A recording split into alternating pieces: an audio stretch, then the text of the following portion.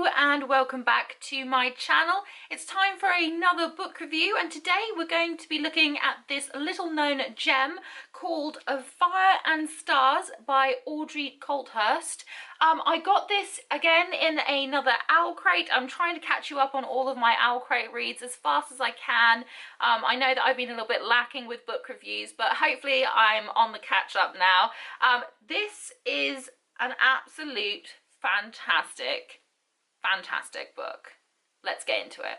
Now, before I get started with this review, if you are in any way, shape or form homophobic, please leave my channel, never come back, go and burn. Thank you so much. Betrothed since childhood to the Prince of Minaria, Princess Denalia has always known what her future holds. Her marriage will seal the alliance between Minaria and her homeland, protecting her people from other hostile nations. But Denna has a secret. She possesses an affinity for fire, a dangerous gift for the future queen of a kingdom where magic is forbidden. Now Denna must learn the ways of her new home while trying to hide her growing magic. To make matters worse, she must learn to ride Minaria's formidable war horses, and her teacher is the person who intimidates her most, the prickly and unconventional Princess Amaranth, called Mare, the sister of her betrothed. When a shocking assassination leaves the kingdom reeling, Mare and Denna reluctantly join forces to search for the culprit. As the two become closer, Mare is surprised by Denna's intelligence and bravery, while Denna is drawn to Mare's independent streak, and soon their friendship is threatening to blossom into something more. But with dangerous conflict brewing that makes the alliance more important than ever, acting on their feelings could be deadly. Forced to choose between their duty and their hearts, Mare and Denna must find a way to save their kingdom and each other. Honestly, I really wish that stories like this had been around when I was younger. It was always, you know, the princess falls in love with the prince, off they go, happy ending. But what about princes falling in love with princes? What if princesses fell in love with princesses?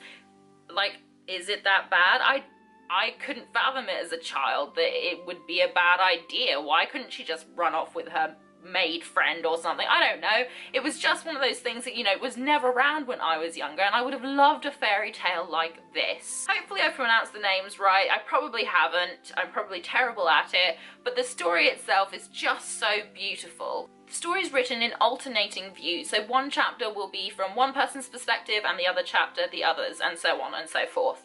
And it really does give a really good sort of insight into both characters' perspectives, their lives, the things that they hold dear themselves, things that they respect about other people, and it really is very well written and brings together both sides perfectly. I'm not usually one who enjoys books that are written from that way, you know, from both people's perspective, chapter after chapter, but it really speaks to how well Audrey writes as a writer that I thoroughly enjoyed it and didn't care that I was swapping from one person's perspective to the other. And, you know, it really did come together so beautifully. I adore the fact that Audrey is a member of the LGBT community and that she's, you know, writing for us. She's writing for all of us who've ever felt that perhaps stories weren't aimed at us, movies weren't aimed at us, TV series, they just weren't aimed at us, you know. It was all very heterosexual and keeping it kind of straight and narrow. And I really do believe that there is a real lack of, you know, non-heterosexual literature out there, and it really is a fantastic read, and I think that, you know, it's very underrated, and I think as an author she can only go up from here. I'm really hoping that there is a sequel to this. I think there will be a sequel to this because she's left it perfectly where it could be. And I adore her. I think her writing style is fantastic. I think her thought process is beautiful. You can really see that she cares about these characters and she has the knowledge to make them feel so very real. I also find it really refreshing that she didn't have to write this story in a way that was, you know, borderline erotica. I mean, a lot of the times when you have women fall in love or something similar to that in literature, they tend to just kind of go down the erotica route, and then it just ends up being like, you know, it's very raunchy and things, and whilst I appreciate a bit of raunch, let's face it, I do, but I think it was really beautiful how she spoke to the love, not just the sexual attraction, nothing like that. It was about the love, it was about the personality. And I'm one of these people that I don't fall in love with people's you know, their outer appearances. I'm more attracted to personality. So I can look at someone and say that they're attractive, but I wouldn't be attracted to them. I'm one of these people who are attracted to personalities, and it was really, really beautiful how I think that she kind of brought that in. It wasn't a, you know, they didn't look at each other and it wasn't love at first sight and they didn't think, oh yes, you know, you're so beautiful. It was a matter of learning about each other and then falling in love with the different aspects of each other's personalities, which I thoroughly enjoyed. I love that she brought together two very different, very contrasting personalities and made it work. I really, really appreciated that she took the time to make them two completely different people. It wasn't that they had a lot of shared interests. It wasn't that they were very similar with regards to personality. In fact, they're basically opposites, and yet it works so, so well, and it's so beautiful. And I don't know, anything like that written well really draws me in, and I read this within an hour. I absolutely devoured it. It was so, so beautiful. And again, anything with magic is pretty much my thing. I love anything fantasy related.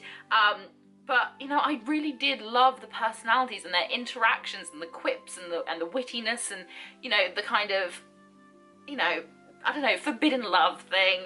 Again, you know, I'm a sucker for it, and it just really, really, really, really, really drew me in.